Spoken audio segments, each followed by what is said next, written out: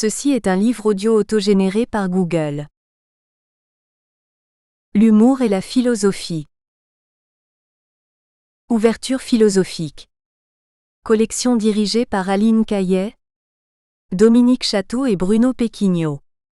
Une collection d'ouvrages qui se propose d'accueillir des travaux originaux sans exclusive d'école ou de thématique.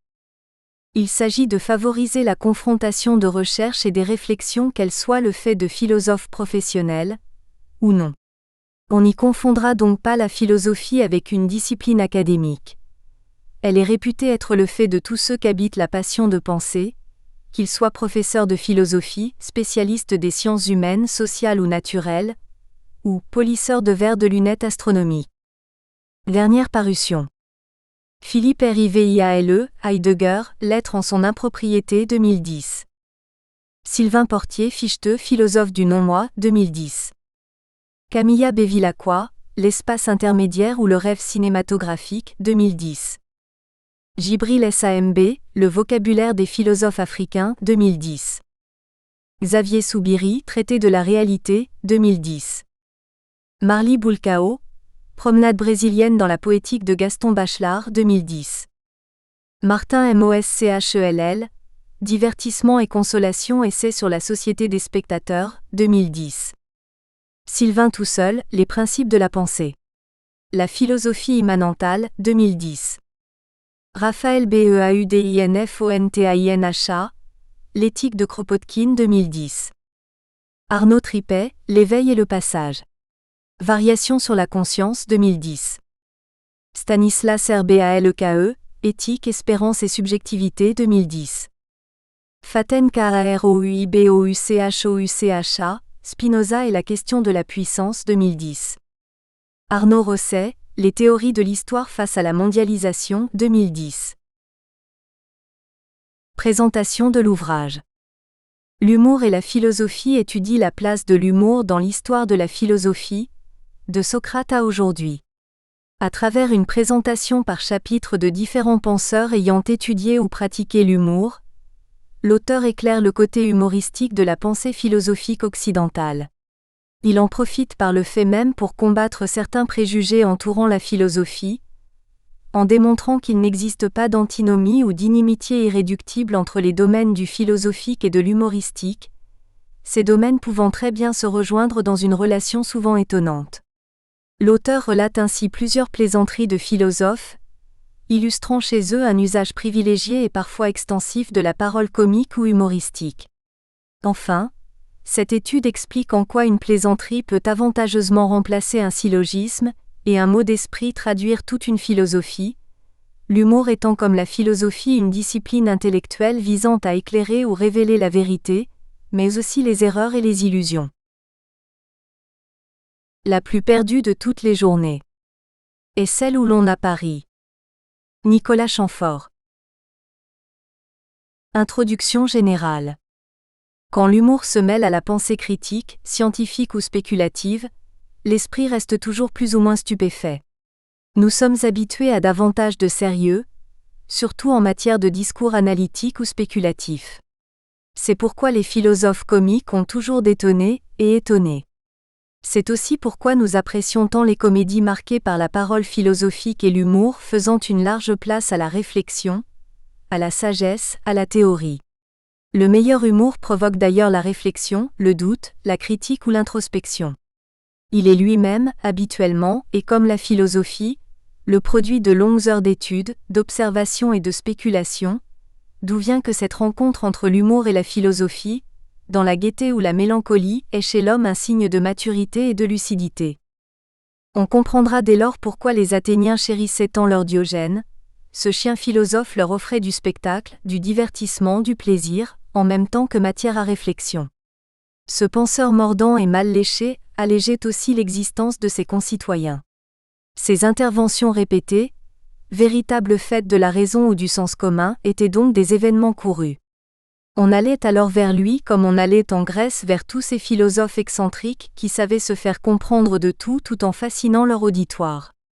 Ainsi, à travers Diogène de Sinope et ses semblables, La philosophie projeta un jour l'image d'une science aussi incisive qu'imprévisible et audacieuse, celle d'une sagesse variable et insolite, tantôt drôle, tantôt sévère, mais se promenant toujours librement. Grâce à lui et à d'autres comme Socrate ou Aristippe, la philosophie réussit un de ses plus grands exploits en devenant festive et spectaculaire, et accessible au plus grand nombre. Elle se mit à amuser hommes, femmes et enfants dans les banquets, les jardins ou les places publiques. Les débats et les dialogues devinrent des joutes souvent enjouées. Un jour les penseurs commencèrent à aimer provoquer le rire, en faisant rire d'eux-mêmes assez souvent, mais aussi en se moquant savamment des autres, des ignorants, des fats, des corrompus, des charlatans. La moquerie devint l'arme préférée de nombreux philosophes. Un exemple parmi tant d'autres. Je le laisse pour me diriger vers un devin qui était assis bien en vue, avec une couronne plus grande que celle d'Apollon, l'inventeur de la divination. Arrivé près de lui, je l'interrogeai. « Es-tu un excellent ou un mauvais devin ?» Il me répondit qu'il était excellent, alors levant mon bâton. « Que vais-je donc faire ? Réponds, te frapper ou non ? » Non, dit-il après un temps de réflexion. Là-dessus, je le frappe en riant aux éclats, et les spectateurs se mettent à hurler. 1. La belle époque. Mais depuis longtemps révolue. Car cette manière exubérante et audacieuse de philosopher, dans la rue et devant n'importe qui, s'est perdue. Et même si la pensée s'exerce maintenant un peu partout, plus personne n'ose l'attendre sur les trottoirs ou dans les grandes places, d'où vient que la philosophie semble aujourd'hui destinée aux seuls gens qui savent lire et écrire, et qui ont un assez bon vocabulaire pour comprendre certains mots comme épistémé, ubiquité, ontogénétique ou solipsisme, ou encore à ceux qui sont assez privilégiés et doués pour facilement comprendre Heidegger, sa phraséologie, ses néologismes et sa cabale. Ce qui commence à exclure bien du monde, alors que les penseurs socratiques ou cyniques s'adressaient à toute personne sans exception, et de manière à se faire même comprendre des illettrés et des analphabètes. Diogène pouvait d'ailleurs pratiquer la philosophie sans même parler, en se contentant de gesticuler. Preuve que la philosophie était alors d'une simplicité et d'une originalité qu'elle n'a depuis jamais retrouvée. Certains pourront croire que ces pages visent à rajeunir et embellir la philosophie, ou encore à élever l'humour jusqu'au royaume des plus hautes pensées. Oui et non. Il faut seulement préciser que ce n'est pas la philosophie ou la pensée qui a besoin d'être refaite ou relookée, mais bien plutôt son apparence aux yeux d'une majorité. Même chose pour l'humour. Il s'agit sans doute de redorer quelque peu son image, qui demeure malmenée par tant de plaisanteries homophobes, sexistes, racistes, sectaires ou chauvines. Tâche herculéenne.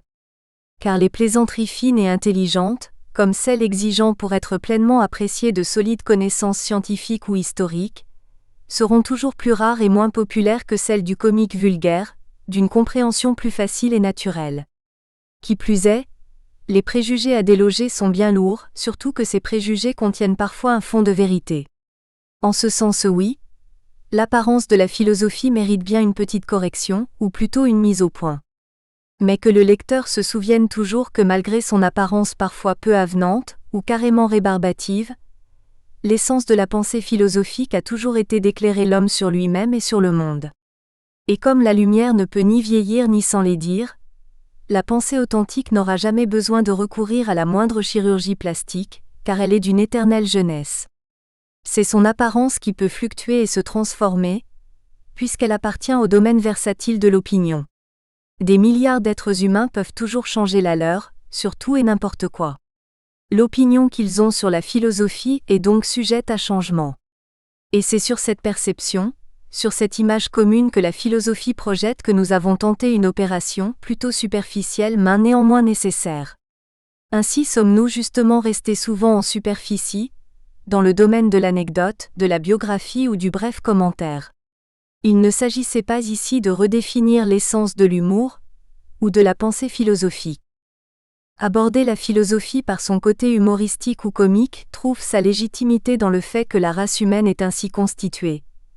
À part quelques personnes ou professions d'exception, comme celle d'espion ou de détective, les gens jugent à l'habit, à la cravate, à la blancheur des dents. Une belle apparence et de bonnes manières, voilà qui subjugue et hypnotise et qui peut d'ailleurs cacher des choses moins reluisantes. Il demeure qu'une bonne tenue vaut autant, pour un employeur ou un prêteur, que tout le reste. Aussi faut-il composer avec cet état de fait, nous jugeons d'abord sur l'image sans souvent chercher à la dépasser. Parce que les hommes sont d'ordinaire profondément superficiels. Ce n'est pas un mythe, ni même une demi-vérité, c'est plutôt la norme. Le racisme et la xénophobie en sont deux preuves éclatantes. Juger un homme à la couleur de sa peau, sur la longueur de ses cheveux ou sur le pays émetteur de son passeport, n'est effectivement pas très profond. Mais cela se fait constamment, comme de juger un homme sur sa voiture, sa maison et sa profession, ou un étudiant sur ses seules notes. Et la philosophie n'y échappe pas. Elle aussi, chaque jour, est jugée sur l'apparence qu'en donnent ses représentants ou sur de simples définitions de dictionnaire. Aussi faut-il aller plus loin et chercher à dépasser les idées reçues ou les définitions irréfléchies, comme nous avons souhaité le faire ici grâce à nos recherches, dans le but de projeter et répandre une autre image de la philosophie et du philosophe que celle prédominant présentement. Mais quelles sont justement ces apparences prédominantes ou populaires ? Quels vêtements porte le plus souvent aux yeux du monde ? La pensée philosophique. Car la pensée philosophique, à moins d'être cynique, s'habille, et habituellement toujours de la même manière avec quelques variantes. De nos jours, on la voit d'habitude poindre sous les habits du conférencier, du professeur ou de l'intellectuel parfaitement rasé. Heureusement, elle se vêt parfois aussi de façon excentrique et comique, surtout au cinéma et en littérature. Il lui arrive effectivement de se métamorphoser en personnages de toutes sortes. Car la philosophie peut se présenter de mille et une façons, et apparaître soudainement en des lieux inattendus. L'une de ces façons est bien entendu la parole humoristique, sous laquelle elle aime tant s'avancer masquée, une parole humoristique qui contiendra dès lors fréquemment des éléments de métaphysique, d'esthétique ou d'éthique. Relevant elle-même de l'opinion, les nombreuses définitions de la philosophie font finalement l'objet d'un combat. Cette lutte est aussi bien esthétique que politique ou éthique, et peut même devenir domestique. Il suffit d'imaginer un couple d'Allemands se disputant autour de la même vieille mais toujours légitime question. Quasi est philosophie ? Et comme chaque école prône sa propre définition, nombreux sont ceux qui ne savent plus trop laquelle adopter, laquelle est la vraie ou la meilleure. Ainsi le terme philosophie est-il devenu l'un des plus définis de nos dictionnaires, qui s'en sortent finalement assez bien en publiant plusieurs définitions, les principales. Mais en aucun cas ces ouvrages ne mentionnent l'aspect potentiellement ou effectivement ludique et humoristique de la philosophie. Son côté comique et festif est invariablement passé sous silence.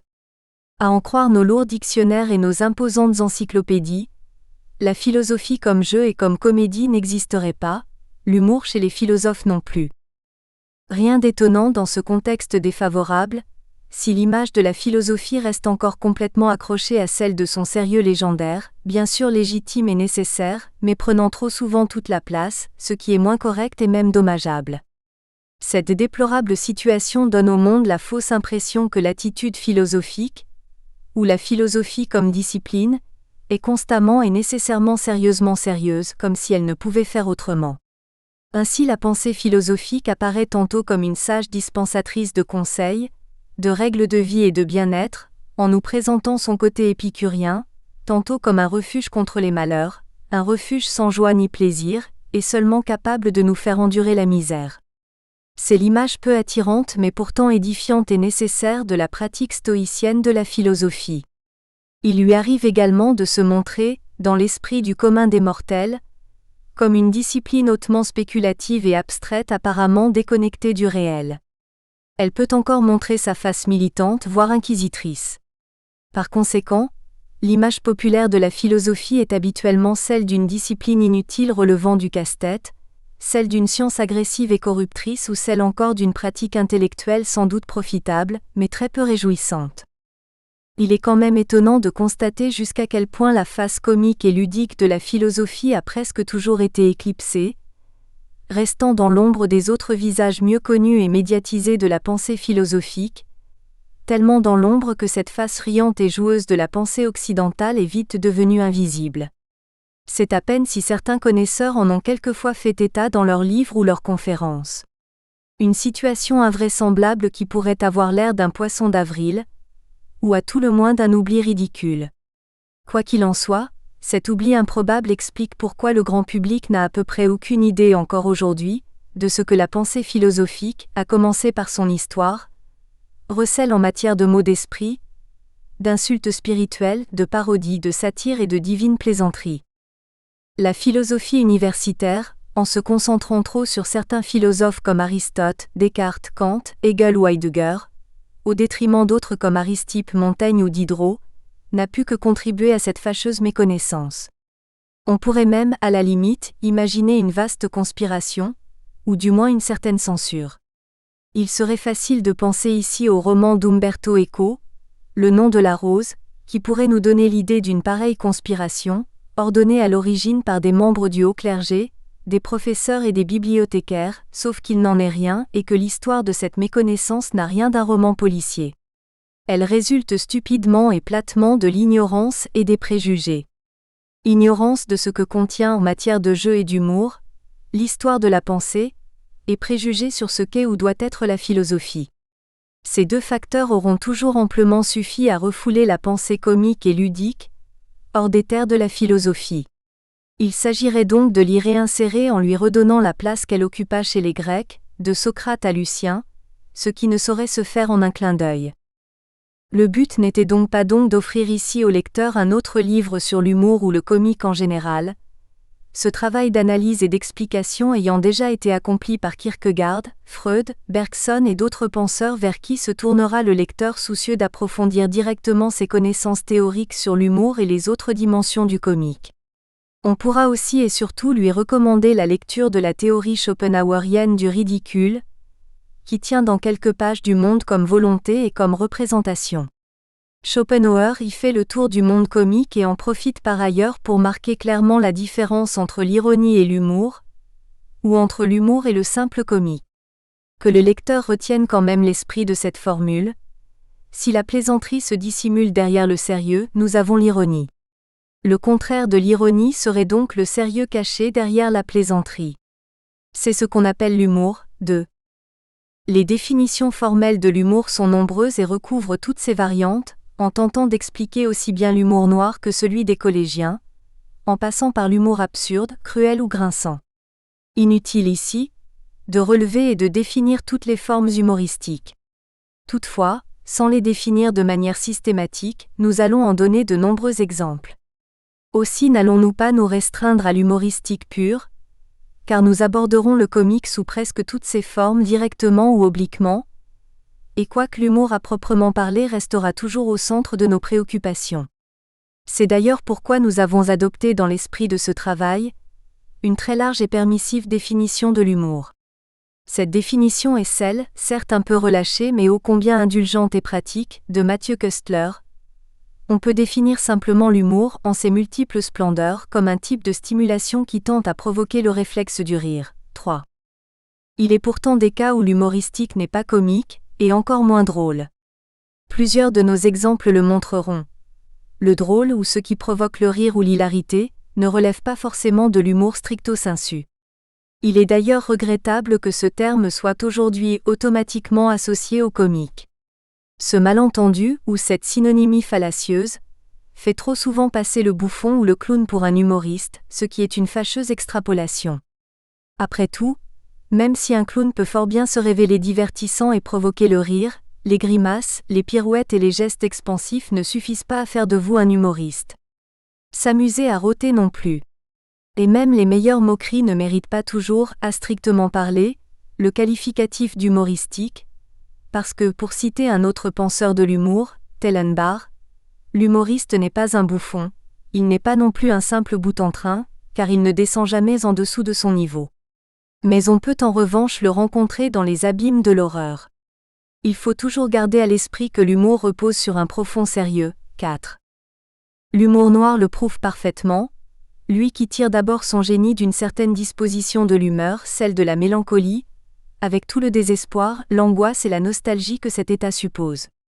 Comme si pour faire de l'humour il fallait avoir de l'humeur, et comme si la mauvaise humeur produisait l'humour le meilleur. La racine commune des deux mots le laisse d'ailleurs deviner. L'attitude humoristique est d'abord une affaire de mélancolique et d'atrabilaire. Vérité que cette fameuse formule résume très élégamment. L'humour est la politesse du désespoir. 5. d'où vient que cette forme noire de l'humour qui transforme si bien le mal et la laideur, la souffrance et la méchanceté en occasion de détente et de plaisir, fut si souvent considérée comme celle de l'humour pur, car procédant justement de cette mauvaise humeur. Une humeur difficile que ne possèdent pas forcément tous les clowns, ni tous ceux qui ont pourtant la réputation d'avoir un bon sens de l'humour.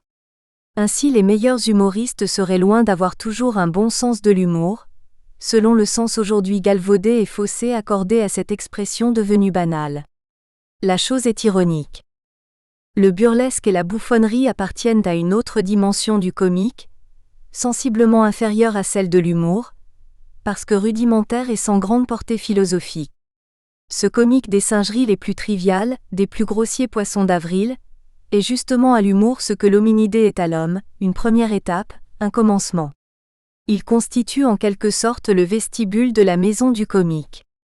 C'est d'ailleurs par là que les adolescents découvrent et exposent ordinairement, et trop souvent platement, le côté drôlatique ou risible des choses, de leurs professeurs ou de leurs parents. Il serait facile d'illustrer ici par force exemple leur manière courante de provoquer l'hilarité, ce qui ne donnerait toutefois pas forcément de belles images. Humour de collégien, dit-on justement. Sauf qu'il faut ne pas en rester là. Il faut évoluer et pénétrer plus loin en la demeure pour en explorer les différentes chambres. La parodie, le pastiche, le calembour, la caricature, l'épigramme, la poésie holorime ou le mot d'esprit, etc., jusqu'à l'humour, enfin et surtout qui occupe le centre de l'univers comique. Un centre lumineux, contrairement aux pièces parfois sombres du comique ironique, de la raillerie et du sarcasme. Un endroit de sérénité, de convalescence, de calme lucidité. Un lieu où se reposer et se guérir du tragique, de l'angoisse et du désespoir. Ainsi, en écoutant ou en lisant certains humoristes, le lecteur ou le spectateur se réconcilie, au moins momentanément, avec la vie, le monde et l'histoire. Il constate que l'humour a des vertus apaisantes et même tonifiantes. Comme tant d'humoristes avoués, certains penseurs et moralistes ont possédé le don de faire festoyer ou ricaner leurs pensées. Mais ce don fut très diversement déployé, et tous procédèrent en fonction de leur propre tempérament et de leur propre goût. Ainsi certains penseurs ont été plus roses, plus joviaux, moins angoissants, plus comiques, tandis que d'autres ont été plus purement humoristiques, en nous montrant leur prédilection pour l'humour noir et leur penchant pour la plaisanterie sombre et acidulée. D'aucuns ont parcouru toute la gamme des couleurs de l'humour et même du comique, allant parfois jusqu'à user du ridicule le plus grossier, comme ces cyniques qui osaient tout en ne se scandalisant de rien sauf qu'eux étaient grossiers et vulgairement comiques, par souci philosophique, par désir de provoquer coûte que coûte le doute et l'introspection. La fin justifiait pour eux tous les moyens comiques, et c'est par machiavélisme, et non parce que mal élevés, que la plupart d'entre eux se laissaient volontiers choir dans la boue du comique le plus trivial ou animal. C'est pourquoi, malgré la contradiction apparente de l'expression, on pourrait parler de leur noble vulgarité, car eux seuls ont fréquemment réussi l'exploit de transformer même le plus vil comique en opération philosophique. Que la pensée ou la création humoristique puisse être également philosophique, ou l'inverse, personne n'osera maintenant soutenir le contraire, tant la chose apparaît évidente à la lecture de certaines plaisanteries de moralistes ou de philosophes. Voilà qui rend d'autant plus étonnante l'absence de livres ou de conférences sur le sujet. Qu'à cela ne tienne, nous croyons avoir réussi, malgré le manque d'informations facilement accessibles, à produire un compte-rendu critique relativement complet et détaillé du phénomène humoristique tel qu'apparaissant dans l'histoire de la philosophie. Malheureusement, ces recherches n'auront pu couvrir l'ensemble des philosophes. Il fallut surtout négliger la philosophie médiévale, malgré un court chapitre sur l'âne de Buridan. C'était la moindre des choses, une politesse envers le Moyen-Âge. Il est aussi dommage que si peu de fragments des penseurs présocratiques nous soient parvenus. Sans doute ces physiciens ont-ils inventé des plaisanteries dignes de mention, mais aujourd'hui tombées dans l'oubli. Une perte expliquant pourquoi notre série commence avec Socrate, le premier philosophe manifestement comique de l'histoire, même si Thalès de Milet aurait pu ouvrir le bal, étant donné le tour qu'il joua à ses concitoyens en devenant si riche si rapidement, pour leur prouver que les philosophes étaient capables de spéculer profitablement aussi bien sur le marché des olives que sur la disposition des astres ou l'avenir de l'éducation. D'ailleurs ce tour sublime demeure la première farce grandiose, ou du moins connue, de l'histoire de la philosophie et fait ainsi de Thalès le premier philosophe farceur de l'histoire, suivi sans doute par Démocrite, qui selon Juvénal était un sacré moqueur et un rieur impénitent. Les qualités et les défauts produisant le philosophe produisent aussi l'humoriste.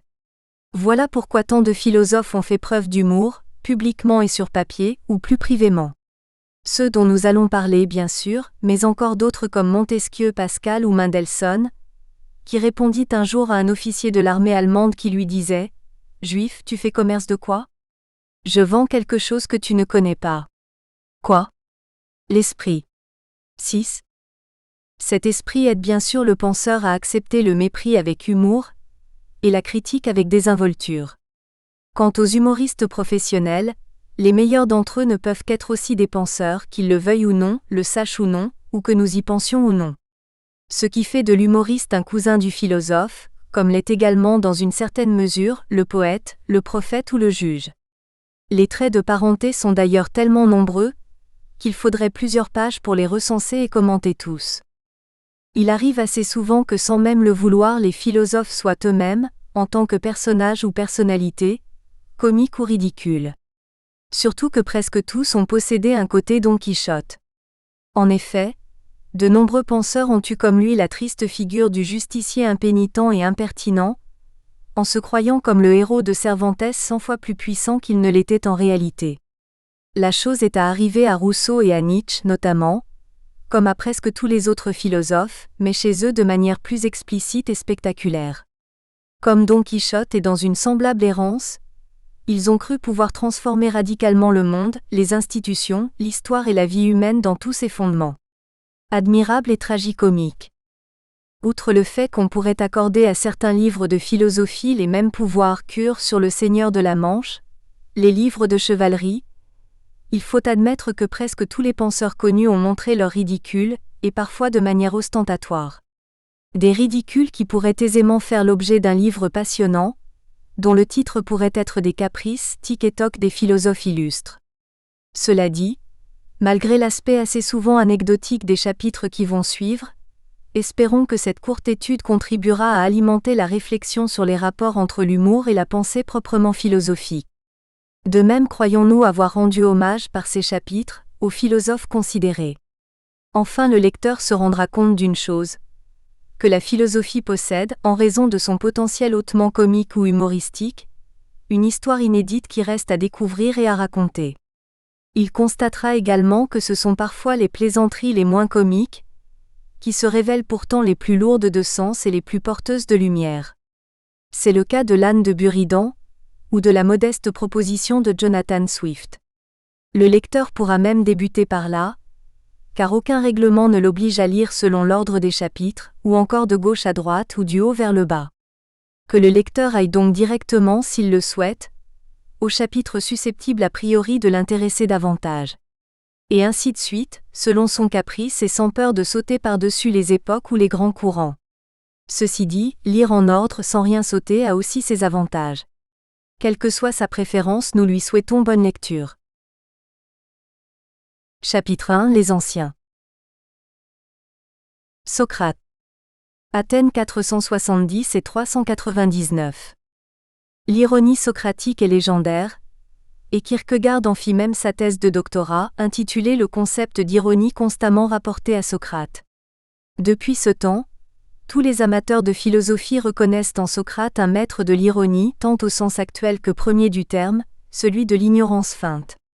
Malencontreusement, à force de disserter sur son talent d'ironiste, le monde philosophique a parfois ravalé Socrate au rang de simple ironiste philosophant, le transformant ainsi en philosophe mineur comparé à Platon ou Aristote, et oubliant ainsi de lui rendre pleinement justice.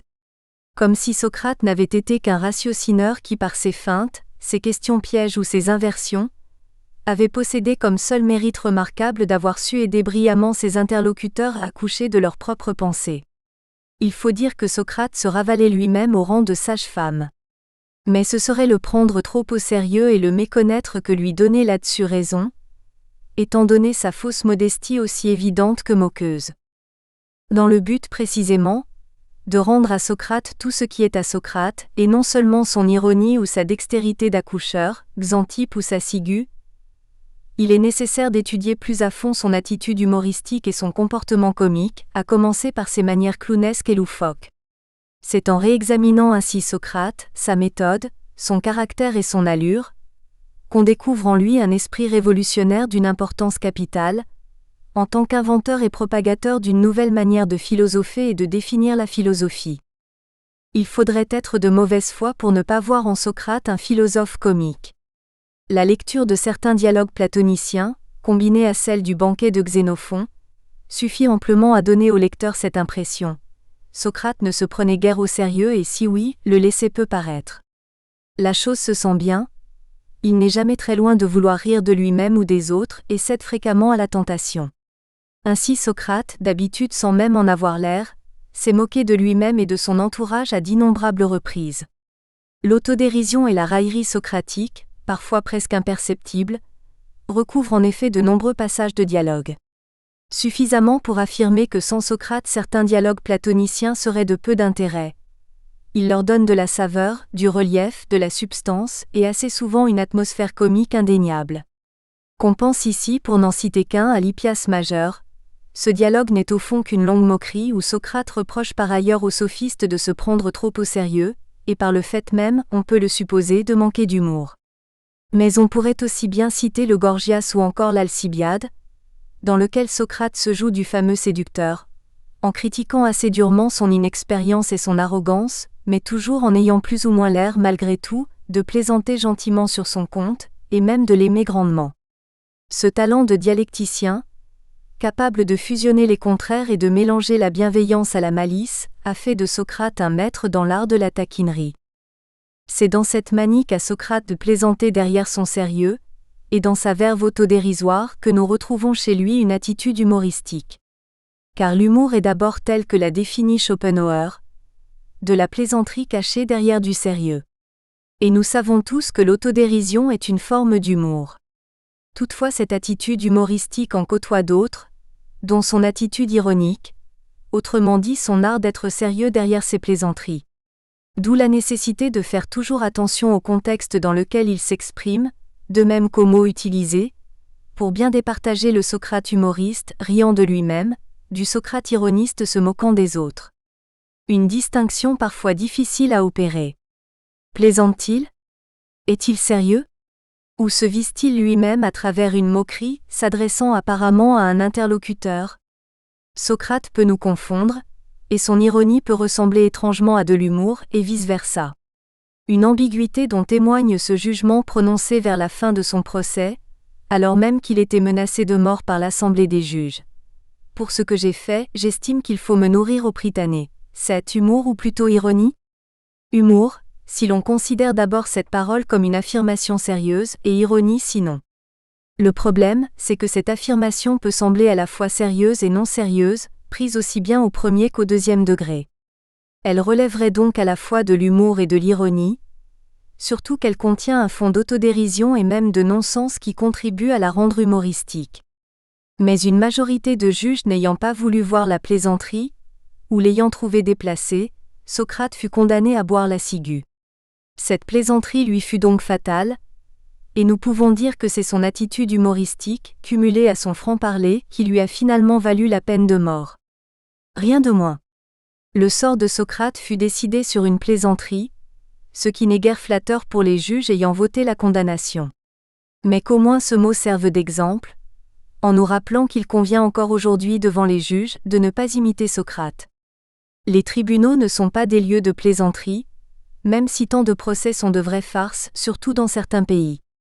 Mais penchons-nous maintenant sur l'allure physique et comportementale de Socrate.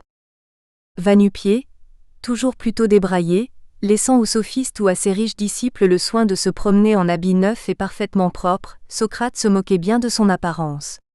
On sait aussi qu'il était plutôt bedonnant, et que son apparence physique globale n'avait rien de la stature d'Apollon. C'était plutôt Silène.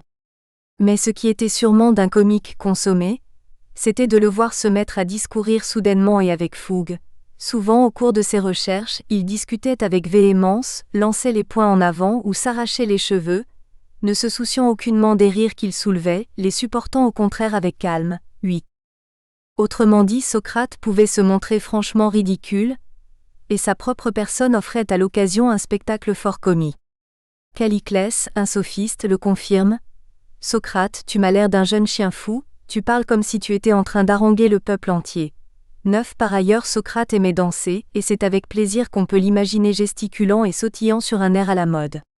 Rien d'étonnant si sa personne même, avec son comportement imprévisible, erratique et excentrique, faisait le délice des poètes comiques et des humoristes de banquet. Socrate faisait rire de lui, et jamais philosophe ne semble avoir été aussi souvent raillé et sournoisement imité. Aussi était-il à Athènes une matière humoristique, un réservoir à farces et à sketchs. Et cette risée populaire était plus ou moins bienveillante, selon qu'on était alors un partisan ou un ennemi de Socrate, car il ne laissait personne indifférent. Ces moqueries dont il était l'objet relevaient d'ailleurs de l'exorcisme. Elles contribuaient à libérer temporairement les Athéniens de leurs philosophes démoniaques. Ils en avaient grand besoin, car Socrate pratiquait certainement une forme de harcèlement philosophique. Avec Socrate, les railleurs étaient pourtant raillés, et celui-ci se moquait bien de ceux qui plaisantaient sur son compte, clandestinement ou devant lui. Mais Socrate, en âme magnanime ou parfaitement comédienne, réagissait avec indifférence à toutes ces petites humiliations, si bien que certains, las de le railler ou de le critiquer sans pour autant le déstabiliser, commencèrent vraiment à le détester, ce qui déboucha finalement sur les accusations et le procès qu'on connaît. D'ailleurs, les farces et les commentaires spirituels de Socrate, à fois aussi drôles que subversifs, n'avaient jamais plu à tous les Athéniens puisque ces remarques visaient normalement les sophistes, les politiciens, les riches et les nobles, que Socrate n'aimait guère et ne flattait jamais. Certains auraient d'ailleurs tenté de se l'acheter, puisqu'il était par-delà son comique et son apparente bonhomie, un trouble-fête et un dangereux démocrate, et en fin de compte la mauvaise conscience des Athéniens. Mais l'argent ou les biens qu'on lui proposait étaient sans effet, et le laissaient froid. Incorruptible. Socrate savait donc se moquer d'autrui, plus ou moins férocement ou amicalement. Témoin un Alcibiade sous l'invectivant. « Écoute-moi, tu es un effronté railleur. » « Quoi ? Tu n'es pas d'accord ? Je pourrais produire des témoins. » Dis in vino veritas. D'ailleurs Alcibiade, dans son éloge de Socrate, rajoute qu'il ressemble au satyre Marsyas. Mais Socrate s'en moque et trouve ensuite le moyen de l'enrager en proposant ironiquement de faire l'éloge d'Agathon, qu'il invite dès lors à venir se coucher à ses côtés, sachant très bien que ce geste allait rendre Alcibiade jaloux et le mortifier. Comme quoi Socrate savait se montrer cruel à l'occasion, et n'était pas ce sage inconditionnellement vertueux qu'une certaine histoire idéalisée ou épurée de la philosophie a toujours voulu nous présenter. Cette moquerie socratique indique encore le côté gouailleur et parfois peu aimable de son esprit. Antisthène montra le pan de son manteau tout déchiré. « Je vois ta vanité par les trous, » dit-il. C'est ainsi qu'un philosophe se moquait alors d'un autre philosophe, ce qui en Grèce était chose courante, contrairement à aujourd'hui où les penseurs osent de moins en moins s'attaquer entre eux, et s'attaquent plutôt aux penseurs décédés, ce qui est bien sûr plus prudent. Quoi qu'il en soit, les philosophes étaient alors sans pitié, et cette absence d'empathie était justement ce qui facilitait chez eux le recours à l'ironie et à l'insulte. Les propos satiriques, communs dans la philosophie grecque, contiennent forcément une pointe de cruauté. Ils exigent une dureté de cœur et un certain sadisme fort peu chrétien. C'est encore vrai de nos jours, même si la plupart des intellectuels regorgent maintenant, surtout entre eux, de compassion et d'admiration. La moquerie et la pitié sont antinomiques. Pour se moquer, il faut haïr, dédaigner ou mépriser, ou du moins faire semblant.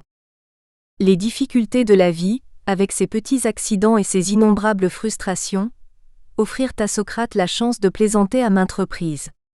Et comme Socrate et tous les autres moralistes, les humoristes s'inspirent ainsi instinctivement des petites choses de la vie. Ils aiment accorder de la grandeur aux mini-événements, et rendre signifiant ce qui a priori pourrait sembler insignifiant ou négligeable. L'humoriste, comme le moraliste, est un miniaturiste, et son intelligence agit comme le microscope.